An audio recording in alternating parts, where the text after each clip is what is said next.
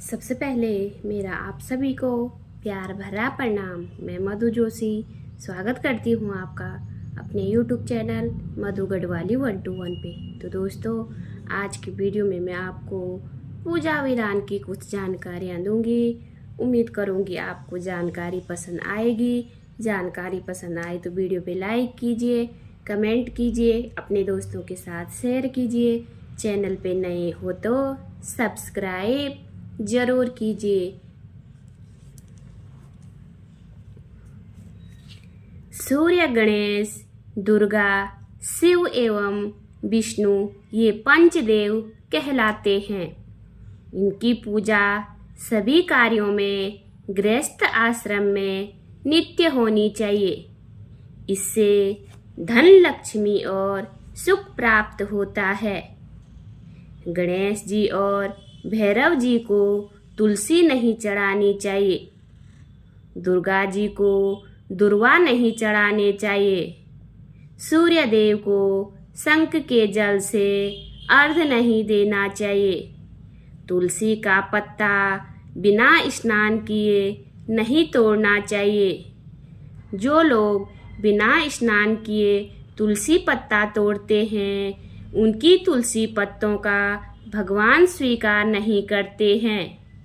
रविवार, एकादशी, द्वादशी, संक्रांति तथा संध्या काल में तुलसी नहीं तोड़नी चाहिए। दुर्वा रविवार को नहीं तोड़ना चाहिए। केतकी का फूल शंकर जी को नहीं चढ़ाना चाहिए। कमल का फूल 5 रात्रि तक उस पर जल छिड़ककर चढ़ा सकते हैं। बेलपत्र 10 रात्रि तक जल छिड़ककर उसको चढ़ा सकते हैं। तुलसी के पत्तों को 11 रात्रि तक जल छिड़ककर चढ़ा सकते हैं। हाथों में रखकर हाथों से फूल नहीं चढ़ाना चाहिए। तांबे के पात्र में चंदन नहीं रखना चाहिए।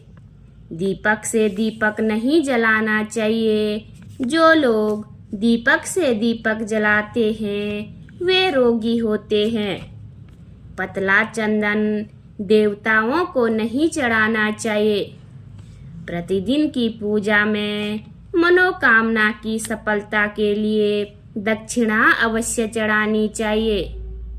दक्षिणा में अपने दोष, निर्गुणों को छोड़ने का संकल्प लें।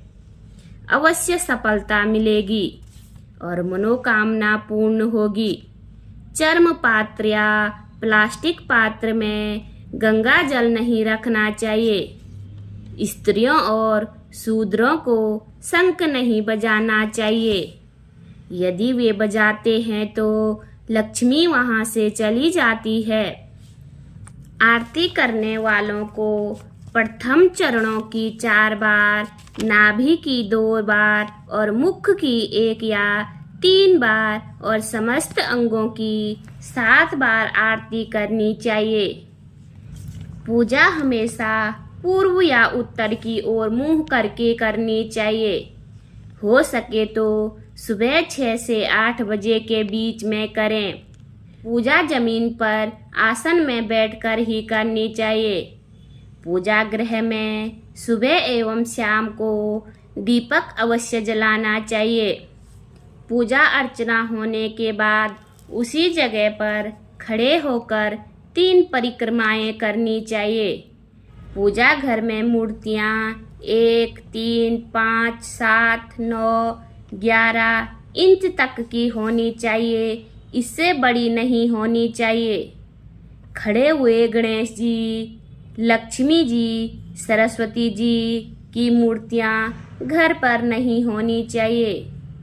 गणेश या देवी की प्रतिमा 3-3 शिवलिंग, 2 शालिग्राम, 2 सूर्य प्रतिमा, 2 गोमती चक्र, 2 की संख्या में कदापि ना रखें। अपने मंदिर में सिर्फ प्रतिष्ठित मूर्ति ही रखें। कांच, लकड़ी या फाइबर की मूर्तियां ना रखें। एवं खंडित जली कटी फोटो और टूटा कांच तुरंत हटा दें। यह अमंगल कारक होते हैं एवं इसमें विपत्तियों का आगमन होता है। मंदिर के ऊपर भगवान के वस्त्र, पुस्तकें एवं आभूषण आदि भी ना रखें।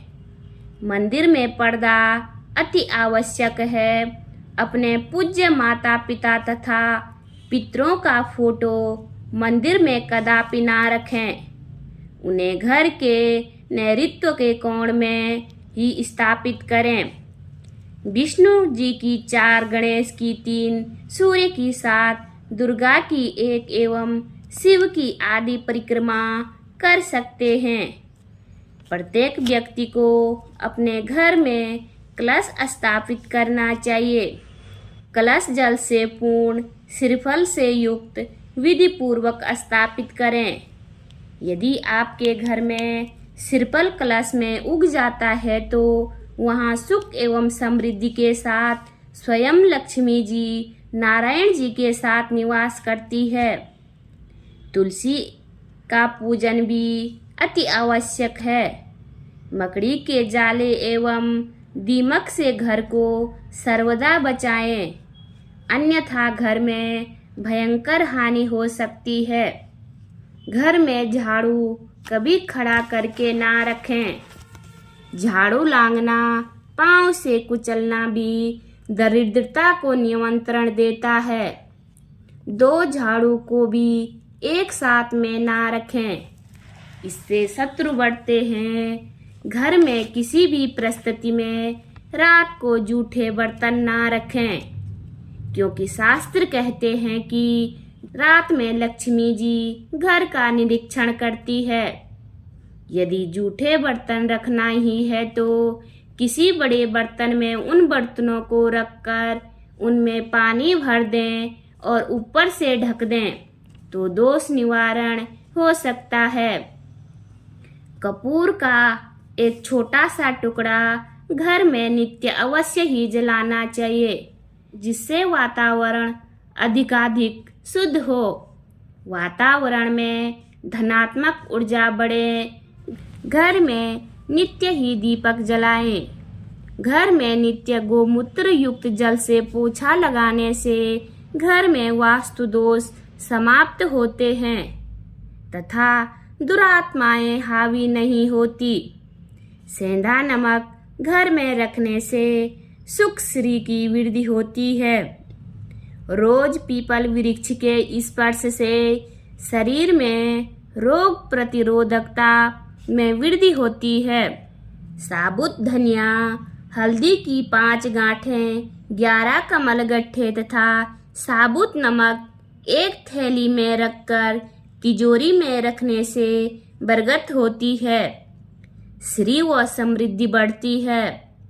दक्षिणावर्त संग जिस घर में होता है उसमें साक्षात लक्ष्मी एवं शांति का वास होता है। वहाँ मंगल ही मंगल होते हैं। पूजा स्थान पर 2 शंख नहीं रखने चाहिए। घर में यदा कदा केसर के छींटे देते रहने से वहाँ धनात्मक ऊर्जा में वृद्धि होती है। पतला घोल बनाकर आम्रपत्र अथवा पान के पत्ते की सहायता से केसर के छींटे लगाने चाहिए। 1 मोती शंख, 5 गोमती चक्र, 3 हकीक पत्थर, 1 ताम्र सिक्का व थोड़ी सी नाग केसर एक थैली में रखकर घर में रखें। श्री वृद्धि होगी। आचमन करके जूठे हाथ सिर के पृष्ठ भाग में कदापि न पोंछें। इस भाग में अत्यंत महत्वपूर्ण कोशिकाएं होती है। घर में पूजा पाठ व मांगलिक पर्व में सिर पर टोपी या पगड़ी पहननी चाहिए। विक्रम संवत का नया वर्ष चैत्र शुक्ल प्रतिपदा से आरंभ होता है। होली के बाद चैत्र कृष्ण अमावस्या को वर्ष पूरा हो जाता है। प्रत्येक माह में 2 पक्ष होते हैं। इनके नाम है शुक्ल पक्ष और कृष्ण पक्ष। अमावस के बाद प्रतिपदा से शुरू होने वाले पक्ष को शुक्ल पक्ष और पूर्णिमा के बाद प्रतिपदा से शुरू होने वाले पक्ष को कृष्ण पक्ष कहते हैं। प्रत्येक पक्ष में 15 तिथियां होती है। दोनों पक्षों में 14 तिथियां एक समान होती है। इन तिथियों के नाम इस प्रकार है: प्रतिपदा, द्वितीया, तृतीया, चतुर्थी, पंचमी, षष्ठी, सप्तमी, अष्टमी, नवमी, दशमी, एकादशी, द्वादशी, त्रयोदशी, चतुर्दशी। शुक्ल पक्ष की 15वीं तिथि को पूर्णिमा कहते हैं और कृष्ण पक्ष की 15वीं तिथि को अमावस कहते हैं। प्रत्येक तिथि के साथ कोई न कोई वार जुड़ा रहता है। वार 7 होते हैं: रविवार, सोमवार, मंगलवार, बुधवार, बृहस्पतिवार, शुक्रवार और शनिवार। राहु और केतु को मिलाकर ये 9 ग्रह बन जाते हैं। रविवार को इतवार भी कहते हैं, बृहस्पतिवार को गुरुवार भी कहते हैं। वर्ष में 12 महीने होते हैं, जिनके नाम इस प्रकार हैं: चैत्र, बैसाख, ज्येष्ठ, आषाढ़, श्रावण, भाद्रपद, अश्विन, कार्तिक, मार्गशीर्ष, पौष, माघ, फाल्गुन। हर 3 वर्ष बाद कोई एक महीना बढ़ जाता है और वह वर्ष 13 महीने का हो जाता है। इनमें पहले का शुक्ल पक्ष और दूसरे माह का कृष्ण पक्ष मिलाकर मल मास कहलाता है। मल मास को अधिक मास, पुरुषोत्तम मास और लौन मास भी कहा जाता है। पौष मास को मल मास और चैत्र मास को खर मास भी कहा जाता है। मल मास या लौन और पौष में कोई भी शुभ कार्य नहीं होते हैं। केवल भगवान के नाम का कीर्तन और कथाएं होती रहती है। ये शिव शंकर भगवान की जय।